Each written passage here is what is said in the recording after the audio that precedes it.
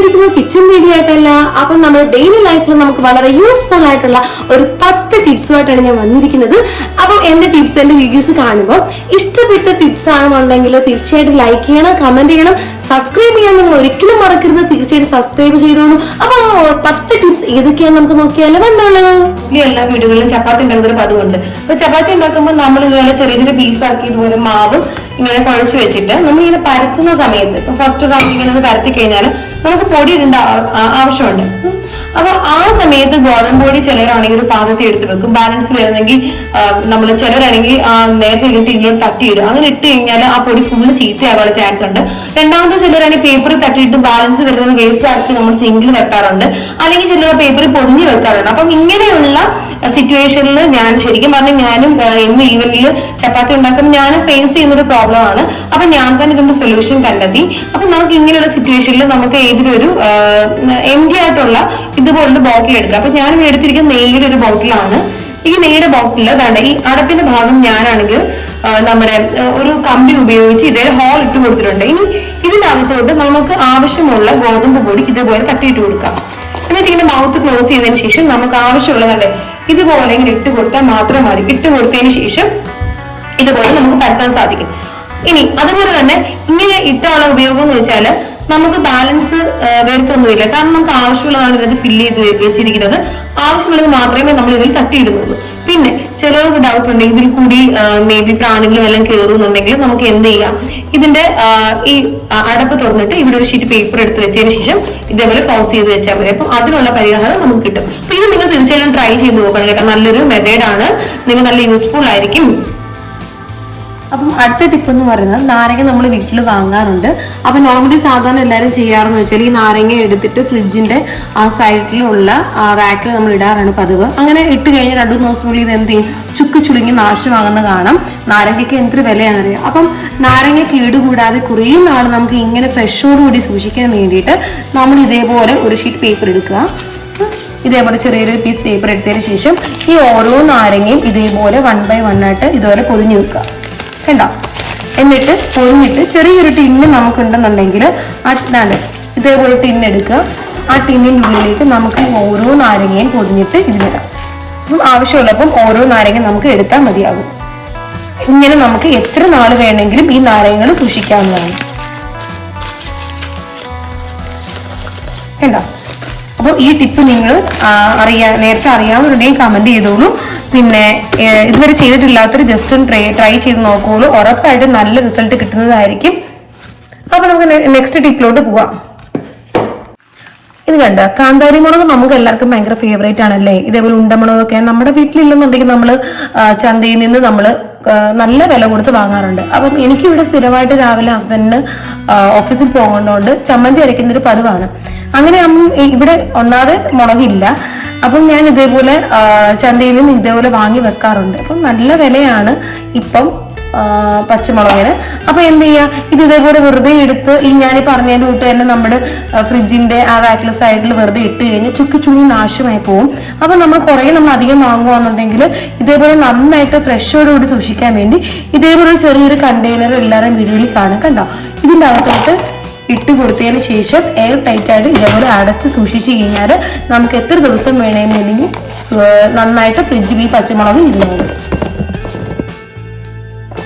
Next tip എന്ന് വെച്ചാൽ നമ്മൾ ഇഞ്ചി നമുക്ക് നമ്മൾ പിച്ചാത്തി വെച്ച് ഇങ്ങനെ ചിരണ്ടുമ്പോഴുള്ള വിഷയം എന്ന് വെച്ച് കഴിഞ്ഞാൽ കൂടുതൽ മാംസം ഇങ്ങനെ പോകാൻ ചാൻസ് ഉണ്ട്. സോ അതേപോലെ ഇതേപോലെ സ്പൂൺ എടുത്തതിന് ശേഷം ജസ്റ്റ് തന്നെ ഇങ്ങനെ ഒന്ന് അരച്ചു കൊടുത്തു കഴിഞ്ഞാൽ ഇതേപോലെ നമുക്ക് പെട്ടെന്ന് ഇഞ്ചിയുടെ തൊലി നമുക്ക് ഇളക്കാൻ പറ്റും. എളുപ്പമാണ്. അപ്പൊ ഒരുപാട് മാംസം ഇനി നഷ്ടപ്പെട്ടു പോകത്തുമില്ല. കണ്ടോ? സിമ്പിളായിട്ട് നമുക്ക് ഇങ്ങനെ ചെയ്യാൻ പറ്റും. അപ്പൊ നെക്സ്റ്റ് എന്ന് പറയുന്നത് ബ്രഹ്മസലി എടുത്തിരിക്കുന്നു. ഈ ബ്രഹ്മസലി നമ്മൾ പായസം വെക്കുമ്പോഴോ അല്ലെങ്കിൽ ബ്രഹ്മസലിയുടെ ഉപ്പുമാവൊക്കെ വെക്കുമ്പോൾ നമ്മൾ ഈ ചെറിയ ചെറിയ മുറുക്കായിട്ട് മുറിച്ചിടാറുണ്ട്. അപ്പൊ നമ്മൾ സാധാരണ ചെയ്യുന്ന കുറേശ്ശെ ഇങ്ങനെ എടുത്ത് കൈ വെച്ച് മുറിച്ചാണ് ഇടുന്നത്. അപ്പം അതിന് വേണ്ട ഒരു എളുപ്പ വഴിയാണ് ഇതേപോലെ നമ്മൾ ബ്രഹ്മസലി എടുത്ത് ഇതേപോലെ ഷീറ്റ് പേപ്പറിലോട്ട് വെക്കുക. എന്നിട്ട് ഇതേപോലെ ഇങ്ങനെ ഫോൾഡ് ചെയ്യുക. ഭയങ്കര സിമ്പിളാണ്, 2 മിനിറ്റത്തെ കാര്യമുള്ളൂ. എന്നിട്ട് ഇതാണ്ട് ഇതേപോലെ എടുത്തിട്ട് ഈ ടിപ്പൊന്നും ഇല്ലല്ലോ, ഇങ്ങനെ വെച്ചിട്ട് താഴോട്ട് വെച്ച് ചെയ്ത് തന്നു.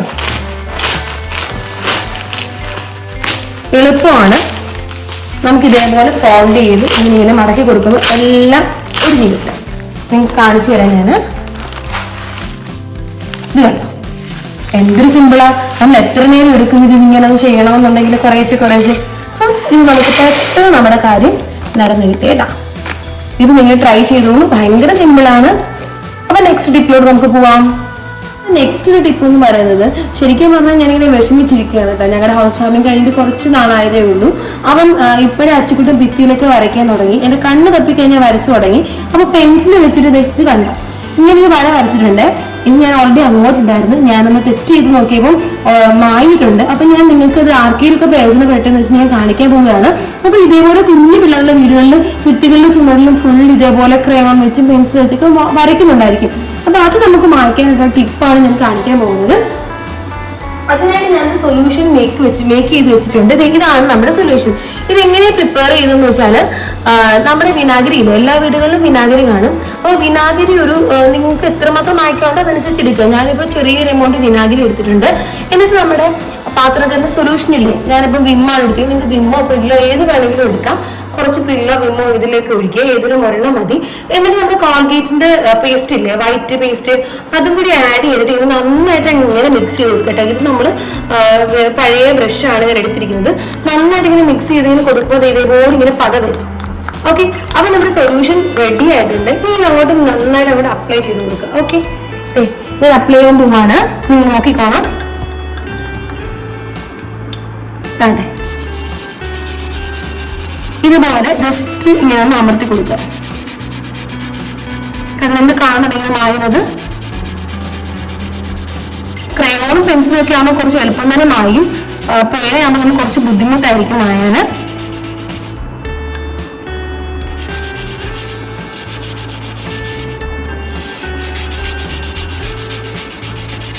ഇത് കേട്ടോ, അത്യാവശ്യം നന്നായിട്ട് മാഞ്ഞിട്ടുണ്ട്.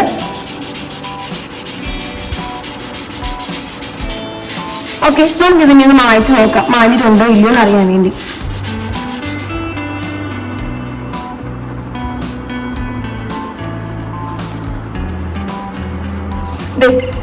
ഇത് വെച്ച് ഞാൻ മായ്ക്കാൻ പോവാണ്. നിങ്ങൾ നോക്കൂ, നേരത്തെ കണ്ട വര ഇവിടെ ഉണ്ടോ? കണ്ടോ, ബാക്കി വര ഇവിടെ ഉണ്ട്. നല്ല റിസൾട്ടാണ്. നിങ്ങൾ തീർച്ചയായിട്ടും ട്രൈ ചെയ്ത് നോക്കണം. പെൻസിലും ക്രയോണൊക്കെ ആണെങ്കിൽ നന്നായിട്ട് മാഞ്ഞു പോകും കേട്ടോ. അടുത്ത ടിപ്പ് എന്ന് പറയുന്നത്, ഞങ്ങളുടെ വീട്ടിൽ സിങ്കാണ്. ഈ സിങ്ക് ഞാൻ ഉപയോഗിക്കാറില്ല, ഇടയ്ക്കിടയ്ക്ക് ഉപയോഗിക്കാറുള്ളൂ. അപ്പൊ ഈ വെള്ളത്തിന്റെ അംശം കൊണ്ട് ഇത് എത്ര കഴുകിയാലും ഇതേപോലുള്ള പാടുകൾ കണ്ട വൈറ്റ് എല്ലാ വീടുകളും കാണാറുണ്ടാവും. അത് വെള്ളത്തിന്റെ pH ഒക്കെ ഡിഫറൻസ് മൂലം ഉണ്ടാകുന്നതായിരിക്കാം. അപ്പം ഇത് നമ്മൾ നോർമലി സോപ്പിട്ട് കഴുകിക്കഴിഞ്ഞാൽ ക്ലീൻ ആകത്തില്ല. ഇത് ക്ലീൻ ചെയ്യാൻ വേണ്ടിയുള്ള ടിപ്പാണ് ഞാൻ കാണിക്കാൻ പോകുന്നത്. അപ്പം അതിനായിട്ട് ഞാനൊരു ബോട്ടിൽ എടുത്തിട്ടുണ്ട്. ഈ ബോട്ടിലിന്റെ അടപ്പിൽ ഞാൻ ഇതേപോലെ കമ്പി ചൂടാക്കിയിട്ട് ഹോൾ ഇട്ടിട്ടുണ്ട് കേട്ടോ. അപ്പം ഈ ബോട്ടിലോട് ഞാൻ ആദ്യം ചെയ്യാൻ പോകുന്നത്, ഒരു ചെറിയൊരു സ്പൂണ് ബേക്കിംഗ് സോഡ ഞാൻ ഇതിലേക്ക് ആഡ് ചെയ്യാൻ പോവാണ്. കുറച്ച് ആഡ് ചെയ്യാം. നമുക്ക് തക്കാളത്തേക്ക് ഇപ്പൊ കുറച്ച് ഒന്ന് പ്രിപ്പയർ ചെയ്ത് വെക്കാം.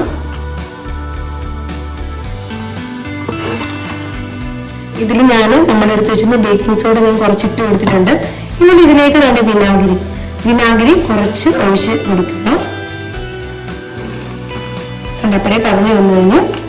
എന്നിട്ട് ഇതിന്റെ അകത്തോട്ട് നമ്മുടെ വീട്ടിലെ നമ്മുടെ ഡിഷ് വാഷ് ഇല്ലേ, അത് ഏത് വേണമെങ്കിലും എടുക്കാം. ഞാനിപ്പോ പിള്ളാണ് എടുത്തിരിക്കുന്നത്. കണ്ട, അപ്പം അത് ഇതിലേക്ക് കുറച്ച് ഒഴിച്ചു കൊടുക്കാം.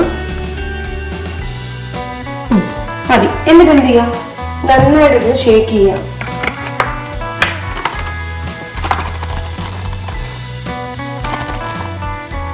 എന്നിട്ട് നമ്മുടെ ഈ സൊല്യൂഷൻ ഇല്ലേ, സൊല്യൂഷൻ ജസ്റ്റ് ഇതിലേക്ക് ഇങ്ങനെ ഒഴിച്ചു കൊടുക്കാം. എന്നിട്ട് ഇത് ഉപയോഗിച്ച് നന്നായിട്ട് ഇങ്ങനെ സ്ക്രബ്ബർ യൂസ് ചെയ്ത്, സ്ക്രബ്ബറോ നിങ്ങൾക്ക് അല്ലെങ്കിൽ ബ്രഷോ എന്താ വേണമെങ്കിലും യൂസ് ചെയ്യാമേ, അത് ഉപയോഗിച്ച് നന്നായിട്ട് ഇങ്ങനെ വരയ്ക്കുക.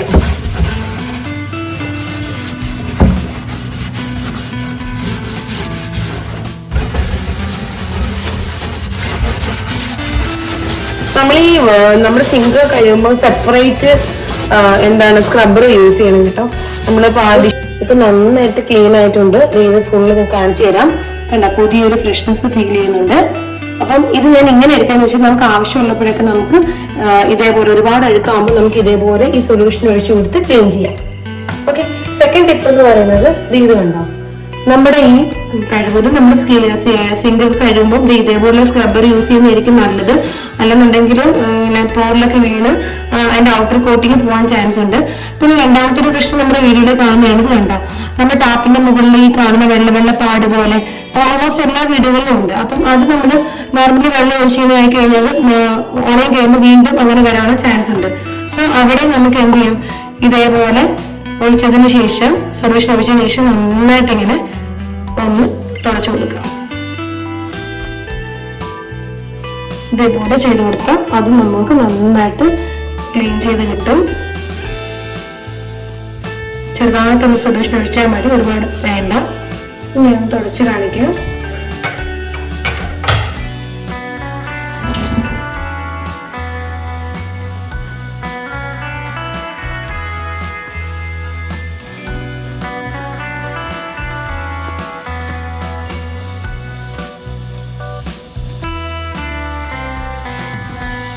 ഇത് നോക്ക്, കണ്ടോ, പുതിയൊരു ഫീൽ നമുക്ക് തോന്നില്ലേ? നന്നായിട്ട് ക്ലീൻ ആയിട്ടുണ്ട്. അപ്പം ഇതിനും നമുക്ക് ഈ ഒരു സൊല്യൂഷൻ ഉപയോഗിക്കാൻ പറ്റും. നെക്സ്റ്റ് ഒരു ടിപ്പ് എന്ന് പറയുന്നത്, നമ്മുടെ വീട്ടിൽ നമ്മൾ യൂസ് ചെയ്യുന്ന ഇതേപോലത്തെ പാനുകളുടെ അടിവശം ഇതുപോലെ അഴുക്ക് ഇതേപോലെ കറുത്ത പാടുകളും ഇതേപോലെ ബ്രൗണിഷ് കളറൊക്കെ വന്ന് നശിച്ചിരിക്കുന്ന ഒരു അവസ്ഥ ഉണ്ടല്ലോ. ഇതിപ്പോ തുടക്കം വേണ്ടാണ്, കുറെ നാൾ അത് നന്നായിട്ട് കയറി കറുക്കും, ബ്രൗൺ കളറാണ്. അപ്പം ഈ ഒരു സിറ്റുവേഷനിൽ നിന്ന് നമുക്ക് പാത്രത്തെ രക്ഷിക്കാനായിട്ട് ഉള്ള ടിപ്പാണ് ഞാൻ പറയാൻ പോകുന്നത്. അതിനായിട്ട് നമുക്ക് ഇതേപോലെ കുറച്ച് ബേക്കിംഗ് സോഡ എടുക്കാം. ബേക്കിംഗ് സോഡ എടുത്തിട്ട് അതിനകത്തോട്ട് കുറച്ച് വിനാഗിരി ഒന്ന് ആഡ് ചെയ്ത് കൊടുക്കാം. എന്നിട്ട് നമുക്ക് എന്തെങ്കിലും ഇതൊന്ന് യൂസ് ചെയ്തിട്ട് നമുക്ക് നമ്മുടെ പാത്രം ഒന്ന് കഴുകാം. അത് അധികം നമ്മൾ ഫോഴ്സ് കൊടുക്കാതെ തന്നെ ഇത് ക്ലീൻ ആണെന്ന് കാണാം. കണ്ടോ, ജസ്റ്റ് ഒന്ന് സ്ക്രബ് ചെയ്തപ്പോഴത്തേന് ആ അഴുക്ക് പെട്ടെന്ന് നമുക്ക് പോകുന്നത് നമുക്ക് അറിയാൻ പറ്റും.